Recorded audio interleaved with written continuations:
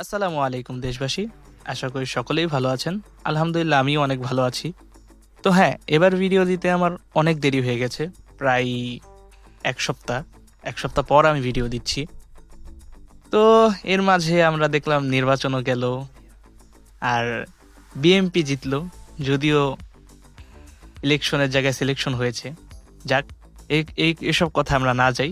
আমরা আজকের ম্যাচটার ভিতরে দেখব যে আমাদের নতুন ইপিক কার্ড, যেটা আমাদের ই ফুটবল পয়েন্ট দিয়ে কিনা যাবে এরকম একটা সিস্টেম করেছে কোনামি। তো ওই কার্ডটা ডিপলাইন ফরওয়ার্ডের সেন্টার, মানে একদম পুরোপুরি সেন্টার ফরওয়ার্ডে থাকে এরকম খেলার। আর কার্ডটার পারফরমেন্স আমার কাছে মানে ভালোই লাগলো। একটা ফ্রি পিক হিসাবে ওর ফিনিশিংও ভালো, সব দিক দিয়েই ভালোই। তো এই ম্যাচে আমরা দেখব ওর ফুললি পারফরমেন্স কীরকম। আর আমি একদম ম্যাচ শেষে আমি ওকে কীরকম ট্রেনিং দিয়েছি আমি আপনাদের তাও দেখিয়ে দিব। তো চলুন কথা না বাড়িয়ে ডিরেক্ট ম্যাচে চলে যাই। তো ম্যাচ শুরু হয়ে গেল আর আমি আগেই ওর যেহেতু প্লেয়ারগুলো দেখেছিলাম, দেখলাম ভালো ভালো প্লেয়ারই, ব্রাজিলিয়ান প্লেয়ার বেশি ছিল অপোনেন্ট ভাইয়ের কাছে। আমি ভাবলাম যেহেতু জিকো আছে আর ভালো ভালো প্লেয়ারই আছে, ভাই ভালোই খেলবে। আর লং বল কাউন্টারে খেলছিল ভাই। তো আমি এখানে একটি গোল দেওয়ার চেষ্টা বারবার করছিলাম যে আমি কোনোভাবেই আমার একটা প্লেয়ারকে বের করে একটা গোল দিয়ে দিব। কিন্তু এখানে ভাই সুন্দর ফার্স্ট গোলটা যেভাবে দিল 5 মিনিটের দিকে একদম কাউন্টার হিট করে গোলটা দিয়ে দিল আমাকে। তো এভাবেই অপোনেন্ট প্রথম গোলটা দিয়ে তার গোলের খাতা খুলে ফেললো।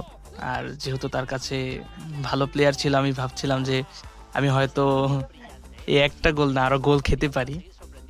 তো আমি তাও চেষ্টা করছিলাম বারবার ডিফেন্ড করে একটা গোল দেওয়ার জন্য, কিন্তু তার প্লেয়াররা কে কোনোভাবেই মানে তাদের ডি বক্সের ধারে কাছেই যেতে দিচ্ছিল না।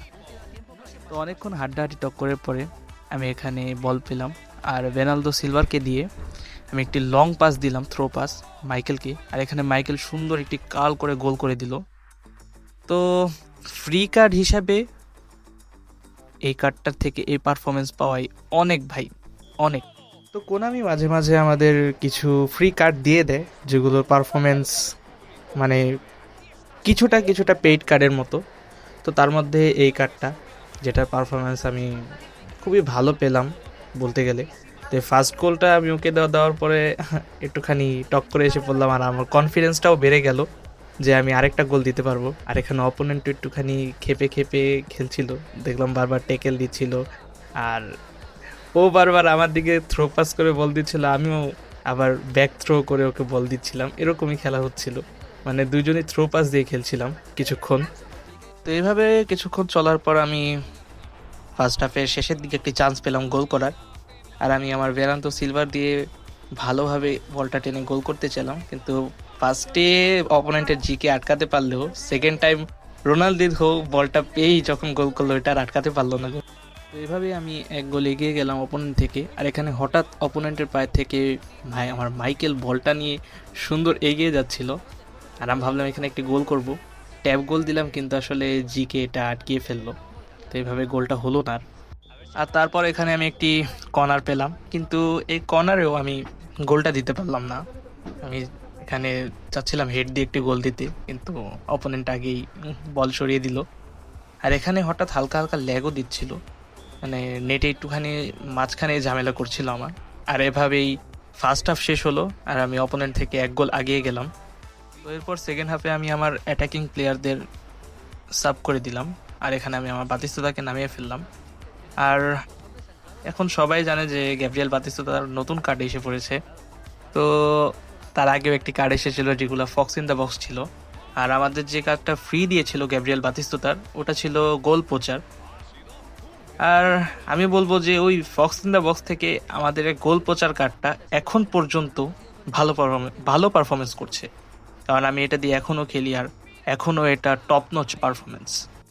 তো সেকেন্ড হাফে এখানে অনেকক্ষণ টোকাটুকি করেছিলাম আর অপোনেন্টও গোল দিতে পারছিল না, আমিও পারছিলাম না। আর এখানে সুন্দর আমি একটি চান্স পেয়ে গেলাম, যেখানে আমি বাতিস্তুতাকে দিয়ে এমবাপ্পেকে পাস দিলাম। এমবাপ্পে এখানে আমি এমবাপ্পেকে দিয়েই একটি ট্যাপ গোলে গোল করে ফেললাম, যেটা মানে এই এমবাপ্পের হাইলাইট কার্ডটা একদম মাথা নষ্ট কার্ড। তো এইভাবেই আমি অপোনেন্ট থেকে 2 গোল এগিয়ে গেলাম।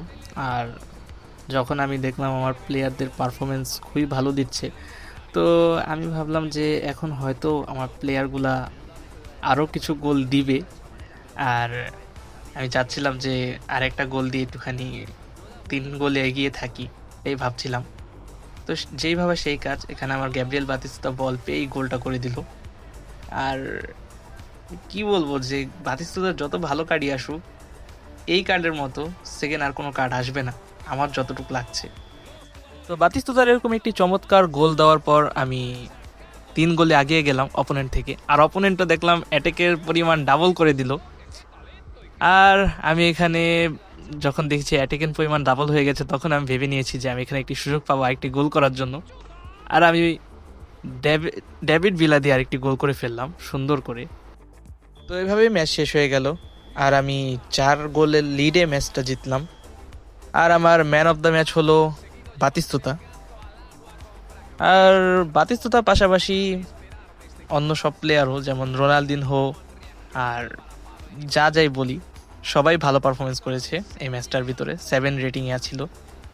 আর এখন আসি মাইকেলের ট্রেনিংয়ের ব্যাপারটা নিয়ে। তো আমি মাইকেলকে এই ট্রেনিং দিয়েছি, আর এই ট্রেনিং দেওয়াতে ওর ফিনিশিং আমি পেয়েছিলাম 90-তে, আর কার্লও পেয়েছিলাম 90-তে।